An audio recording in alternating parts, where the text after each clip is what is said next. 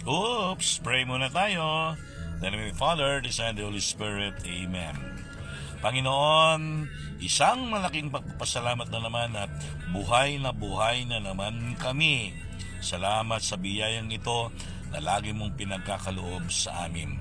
Panginoon, sa araw na ito, anuman ang mga pagsubok na haharapin namin, mga sitwasyon, naway maging matatag kami sa lahat ng pagkakataon dahil alam naman naming hindi mo kami pababayaan. Panginoon, patnubayan mo kami sa araw nito, iligtas mo kami sa lahat ng kapahamakan, ilayo sa lahat ng mga karamdaman upang magawa namin ang iyong kalooban, lalong-lalo na sa araw na ito.